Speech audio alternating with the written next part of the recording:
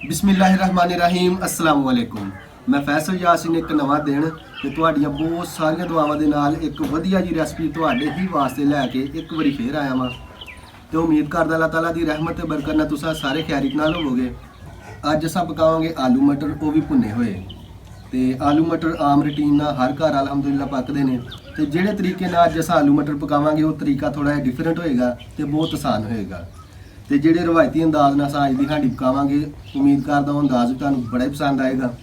ਤੇ ਚਲੋ ਹਾਂਡੀ ਪਕਾਉਣਾ ਸ਼ੁਰੂ ਕਰਦੇ ਹਾਂ ਕਿਉਂਕਿ ਧੁੱਪ ਵੀ ਤੁਰੀ ਜਾਂਦੀ ਹੈ।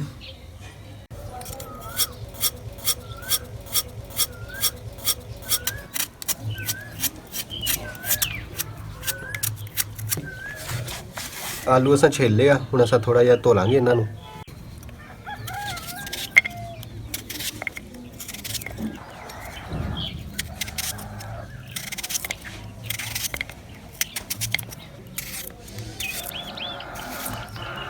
कटाई हो गई है, हम असा मटरां के दाने निकाल लेंगे।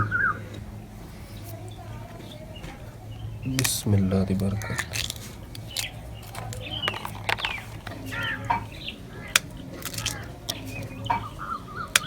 ते हुण प्याज़ां की कटाई कर लेंगे। बिस्मिल्लाह दी बरकत।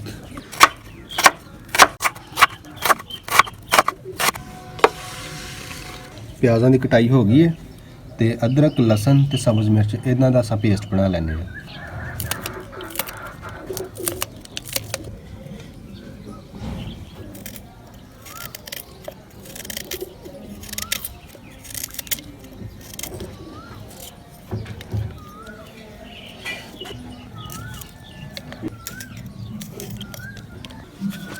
ਬਿਸਮਿल्लाह ਦੀ ਬਰਕਤ।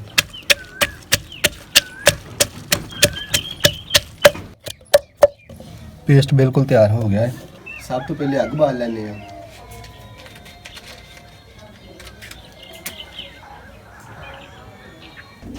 अग बल गई है, कढ़ाई नूं चाड़ लांगे चुल्हे ते। बिस्मिल्लाहिर्रहमानिर्रहीम। कढ़ाई च शामिल करांगे कुकिंग आयल। बिस्मिल्लाहिर्रहमानिर्रहीम। आयल गर्म हो गया है, चलो हम आलूआं नूं फ्राई कर दें।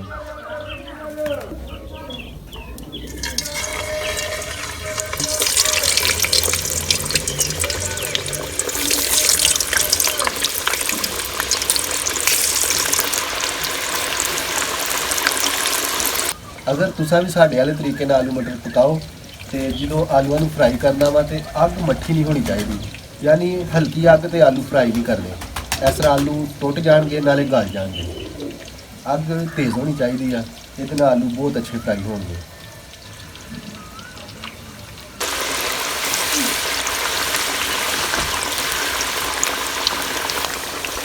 थोड़ा जिहा नमक शामिल करांगे।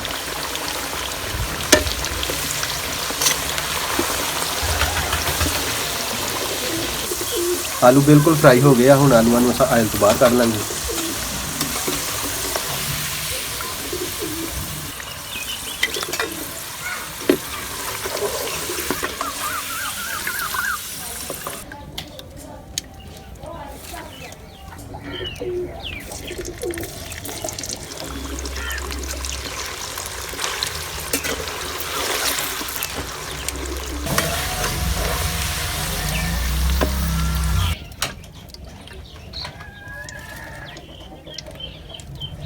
आलू फ्राई हो गया।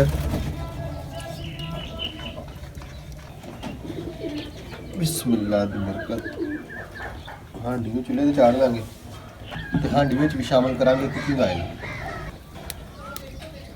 बिस्मिल्लाहिर्रहमानिर्रहीम।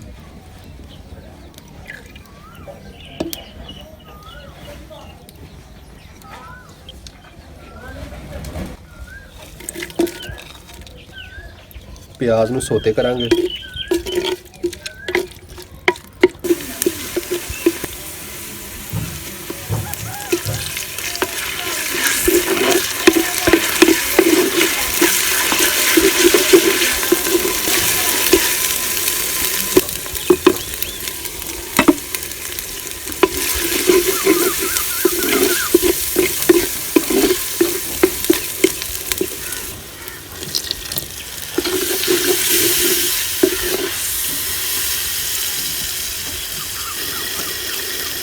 ਮਟਰ।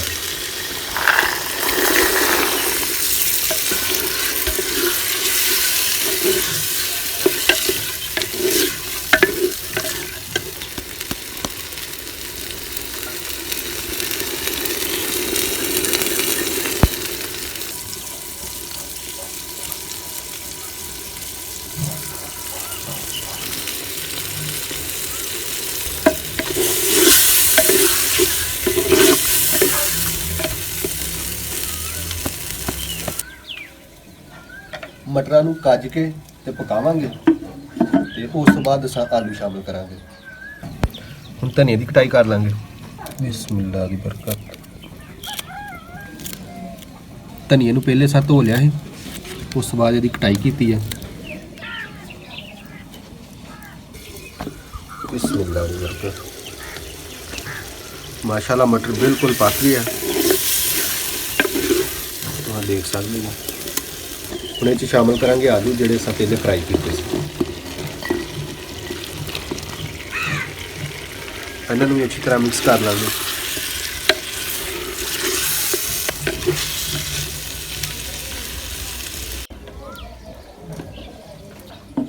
ਆਲੂਆਂ ਨੂੰ ਵੀ ਕੱਜ ਕੇ ਅੱਛੀ ਤਰ੍ਹਾਂ ਪਕਾਵਾਂਗੇ ਤਾਂ ਕਿ ਮਸਾਲਾ ਅੰਦਰ ਤੱਕ ਰਚ ਜਾਏ।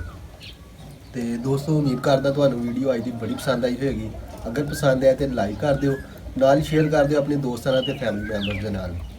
ਤੇ ਜਿਹੜੇ ਦੋ ਸਾਡੇ ਚੈਨਲ ਤੇ ਨਵੇਂ ਆਏ ਨੇ, ਅਸਾਂ ਦੋਨੋਂ ਭਾਈ ਉਹਨਾਂ ਨੂੰ ਰეკਮੈਂਡ ਕਰਦੇ ਹਾਂ ਕਿ ਸਾਡੇ ਚੈਨਲ ਵਿਲੇਜ ਫੂਡ 766 ਨੂੰ ਸਬਸਕ੍ਰਾਈਬ ਕਰ ਲੈਣ ਤੇ ਨਾਲ ਹੀ ਬੈਲ ਦਾ ਬਟਨ ਦਬ ਦੇਣ ਤਾਂ ਕਿ ਸਾਡੀਆਂ ਇਹੋ ਜਿਹੀਆਂ ਵਧੀਆ ਤੋਂ ਵਧੀਆ ਰਵਾਇਤੀ ਰੈਸਪੀਆਂ ਤੁਹਾਡੇ ਤੱਕ ਬਆਸਾਨੀ ਸਭ ਤੋਂ ਪਹਿਲੇ ਤੇ ਟਾਈਮ ਨਾਲ ਮਿਲ ਸਕਣ। ਤੇ ਥੋੜੀ ਦੇਰ ਬਾਅਦ ਅਸਾਂ ਵਿੱਚ ਮਸਾਲਾ ਤੇ ਧਨੀਆ ਸ਼ਾਮਲ ਕਰਾਂਗੇ ਤੇ ਸਾਡੀ ਰੈਸਪੀ ਮੁਕੰਮਲ ਹੋ ਜਾਏਗੀ।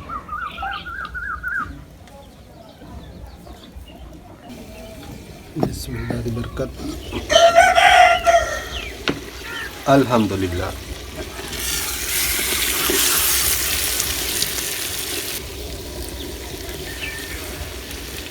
बिस्मिल्लाह।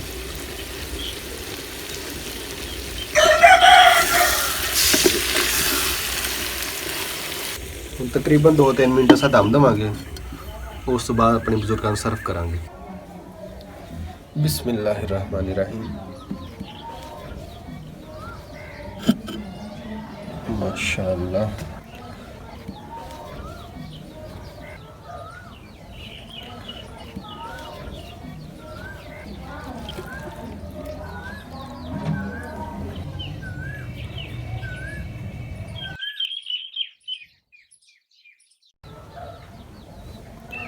माशाअल्लाह आलू मटर का भुना हुआ सालन बिल्कुल तैयार है। तो चलो असा हम अपने बजुर्गों को चेक कराने तो चलो बजुर्गों को चलते हैं। बिस्मिल्लाहिर्रहमानिर्रहीम।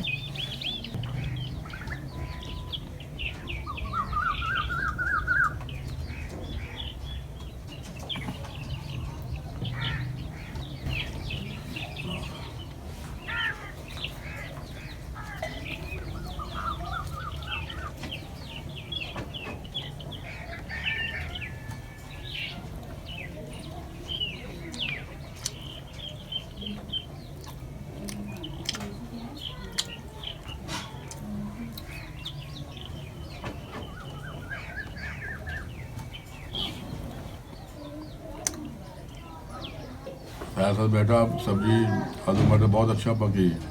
इस तरह ही माँ बाप की खिदमत करते रहो, बुजुर्गों की खिदमत करते रहो, दुआवां देते रहो।